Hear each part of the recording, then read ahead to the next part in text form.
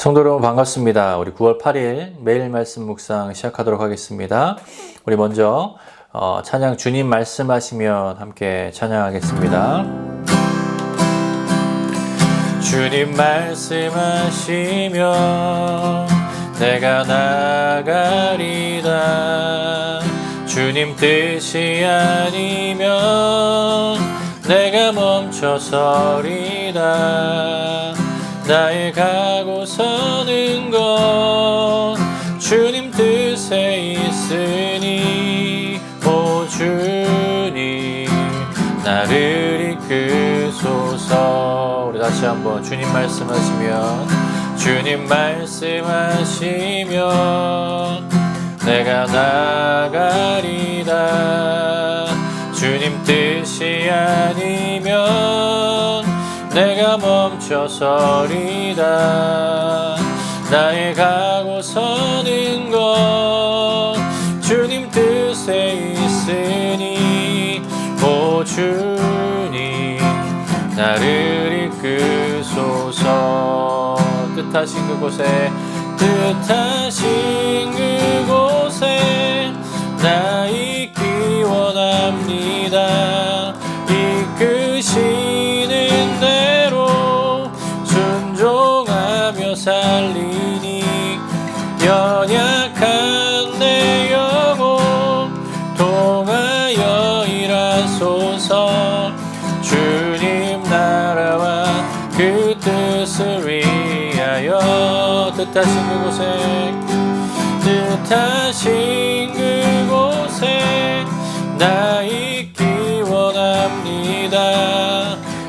이끄시는 대로 순종하며 살리니 연약한 내 영혼 통하여 일하소서.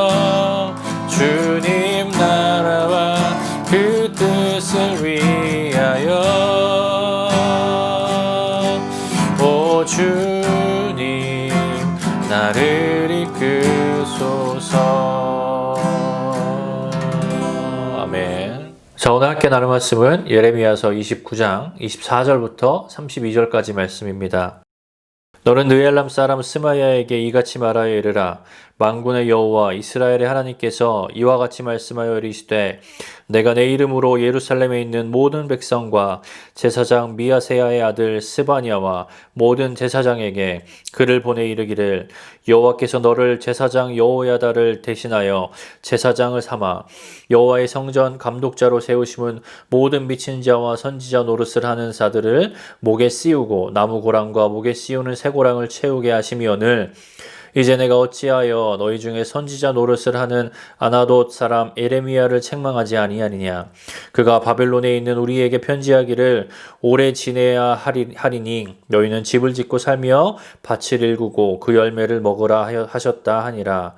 제사장 스바냐가 스마야의 글을 선지자 예레미야에게 읽어서 들려줄 때에 여호와의 말씀이 예레미야에게 임하여 이르시되 너는 모든 포로에게 전언하여 이르기를 여호와께서 느헬람 사람 스마야를 두고 이같이 말씀하셨느니라. 내가 그를 보내지 아니하였거늘 스마야가 너희에게 예언하고 너희에게 거짓을 믿게 하였도다. 그러므로 여호와께서 이와 같이 말씀하시리라. 보라, 내가 느헬람 사람 스마야와 그의 자손을 벌하리니 그가 나 여호와께 패역한 말을 하였기 때문에 이 백성 중에 살아남을 그 자손이 하나도 없을 것이라. 내가 내 백성에게 행하려 하는 복된 일을 그가 보지 못하리라 하셨느니라. 이것은 여호와의 말씀이니라. 아멘. 유다를 향한 하나님의 심판의 메시지를 전해야 했던 예레미야의 사역은 결코 쉽지 않았습니다. 자신의 민족의 심판을 선포해야 했기에 자신도 슬프고 괴로웠고 또 그런 마음도 모르고 자신을 싫어하는 그 동족인 형제 자매와 같은 자들 때문에 마음이 무겁고 마음이 어려웠을 겁니다. 그리고 자신을 음해하려는 거짓 선지자들과도 논쟁해야 했기에 그것 또한 그에게는 어려움이었을 것입니다.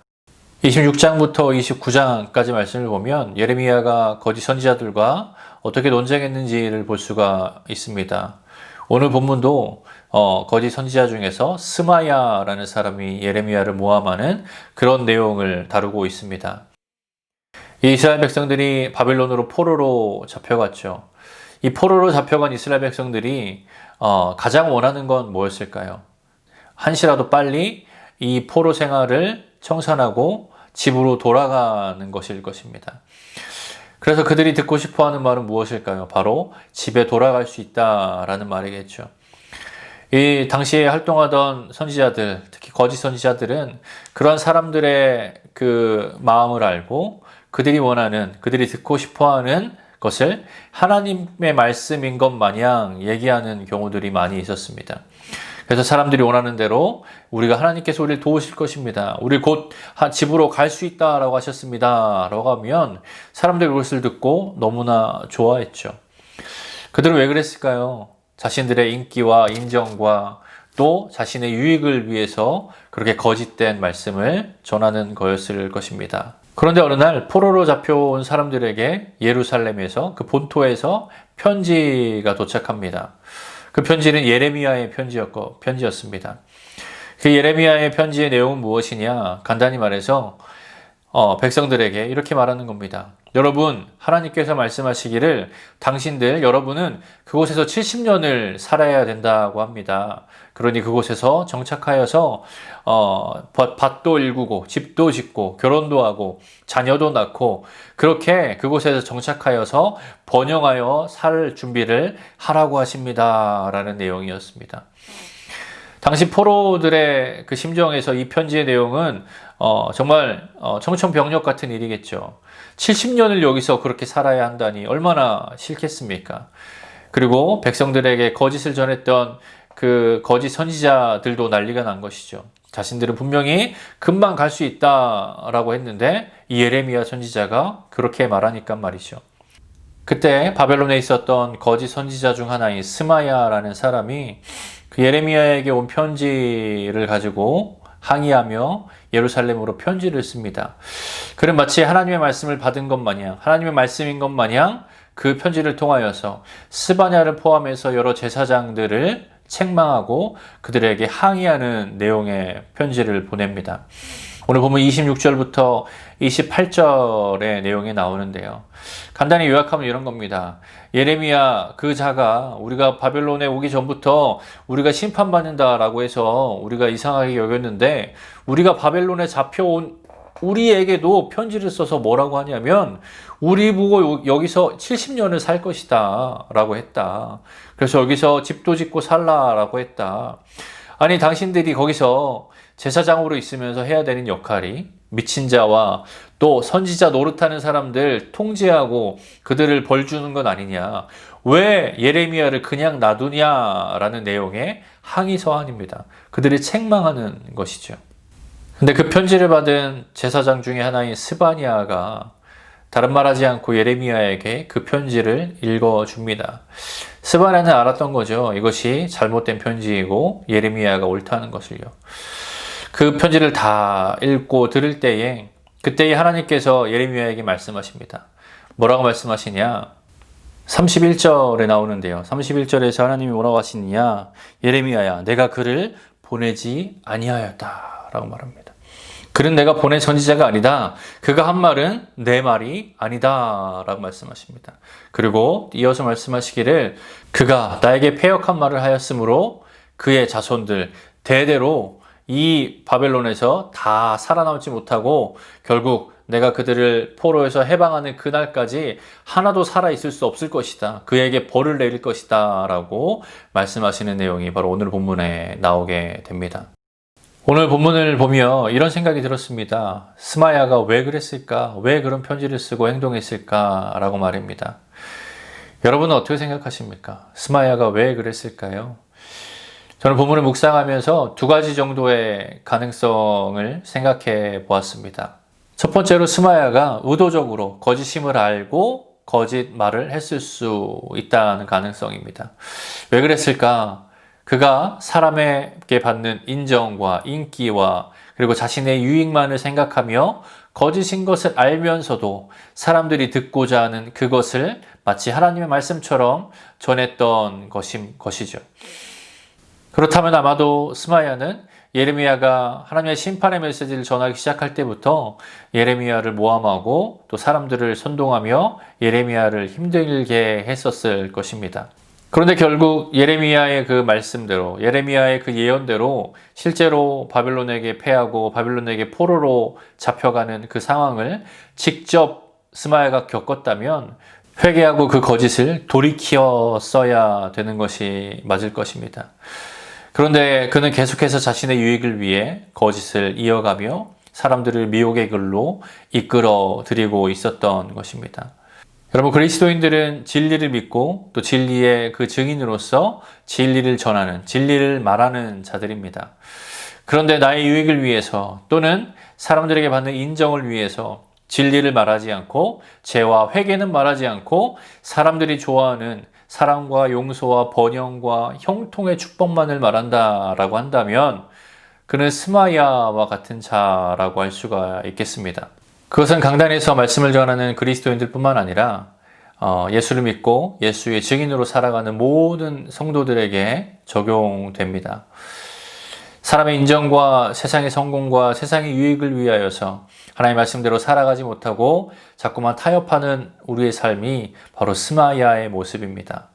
참된 복음을 전하지 못하며 복음을 부끄러워하며 우리의 삶 가운데 진리를 전하지 못하는 우리의 삶이 바로 스마야와 같은 삶이 아닐까요? 우리가 받을 수 있는 최고의 유익, 우리가 받을 수 있는 최고의 인정은 하나님께 받는 인정이요, 하나님께 받는 축복임을 하나님의 마음에 합한 자라 인정받았던 다윗의 삶처럼 저와 여러분의 삶도 하나님의 말씀대로 그 진리를 살고 진리를 전하며 하나님께 인정받는 삶을 살아가는 저와 여러분이 되기를 바랍니다. 두 번째로 스마야가 왜 그랬을까 가능성으로 생각해 볼 수 있는 건 바로 스마야는 자신은 하나님의 말씀을 전하고 있다라고 착각했을 수도 있습니다. 첫 번째는 자신이 거짓인 걸 알면서도 했다는 것이고, 두 번째는 자신이 거짓을 얘기하지 않고 하나님의 말씀을 진짜 전하고 있다라고 했을 수 있다는 겁니다. 이건 자신의 문제를 모르고 자신이 옳다고 생각하기에 첫 번째보다 더 심각한 경우라고 할 수가 있습니다. 자신이 생각하고 판단하는 것이 마치 하나님의 뜻인 것처럼 생각하고 행동하고 말하는 것, 정말 심각한 착각이고 교만입니다. 자신의 경험과 지식에 갇혀서 세상을 사는 것 그러려니 합니다. 그 사람의 인생이니까요. 그런데 신앙에 있어서 자신의 경험과 지식의 틀에 갇혀서 자신의 판단과 말이 마치 하나님의 뜻인 듯, 하나님의 말씀인 듯 정죄하며 판단하며 남에게 조언하기까지 한다면 정말 심각한 교만이고 착각이 아닐 수 없습니다. 우리는 내 경험과 지식으로 말하고 판단하며 살아가는 자들이 아니죠. 그래서는 안 됩니다. 그렇게 된다면 우리는 하나님의 말씀을 듣고 또 하나님의 말씀을 읽으면서도 내가 듣고 싶은 것만 듣거나 또는 내가 듣고 싶은 대로 듣는 그런 위험에 빠질 수가 있습니다. 우리는 절대적으로 하나님의 말씀을 하나님의 뜻대로 하나님의 의도대로 받아야 합니다. 그리고 그 말씀 안에서 판단이 아닌 분별함으로 살아야 하죠. 진짜 두려운 것은 우리가 신앙에 있어서 서로 다른 입장을 가지고 있는 사람이 있다면 그 각각 사람은 또 각각 그 집단은 자신이 무조건 옳고 상대방이 틀렸다라는 그 틀 안에서 벗어나지 못하고 갇힐 수 있다는 것입니다. 오늘 본문의 스마야가 그런 경우일 수 있습니다. 자신의 생각을 옳다라고 굳게 믿으며 예레미야의 그 말을 끝까지 반대하고 책망하는 것. 바로 그런 모습이 우리의 모습이 될 수 있다는 것입니다. 그럼 우리는 어떻게 해야 할까요? 우리는 두렵고 떨림으로 자신을 항상 말씀에 비추어 돌아보며 하나님의 뜻이 무엇인지, 하나님이 원하시는 것이 무엇인지 진지하게 고민하고 다른 사람들과 나누면서 하나님의 선하시고 기뻐하시고 온전하신 뜻이 무엇인지 분별하기 위해 힘쓰는, 노력하는 그런 그리스도인이 되어야 할 것입니다. 저와 여러분은 거짓도 착각도 아닌 하나님 말씀 안에서 분별함으로 하나님께 인정받는 삶을 살아가는 그리스도인이 되기를 소망합니다. 기도하겠습니다. 사랑의 하나님 감사합니다. 오늘 말씀 이 스마야의 그 편지의 내용을 보면서 그 편지 내용에 있는 그 스마야의 모습이 우리 가운데도 있지 않은가 돌아보게 됩니다. 주님, 우리 삶 가운데 나의 유익을 위해 또 사람의 인정을 위해서 또 거짓을 얘기하고 하나님의 말씀을 마음대로 마음껏 얘기하지 못하는 우리 모습이 있지 않나요? 또는 우리의 모습을 옳다라고 얘기하며 마치 내가 말하는 것, 내가 생각하는 것, 내가 가진 그것이 하나님의 말씀인 것으로 마냥 생각하는 그런 교만이 혹시나 우리에게 있지 않나요? 주님, 그런 어떤 모습이든 우리 가운데 있다라면 주님 용서하여 주시옵시고 그런 모습 다 제하여 주시고 온전히 주 앞에서 겸손함으로 온전히 주님의 말씀 앞에서 두렵고 떨림으로 분별하게 힘쓰며 그 말씀 가운데 우리가 순종하며 그 말씀 가운데 하나님께 인정받는 삶을 살기 위해 몸부림치는 우리의 삶이 되도록 주여 은혜 허락하여 주시옵소서. 주님 감사합니다. 예수님의 이름으로 기도하였습니다. 아멘.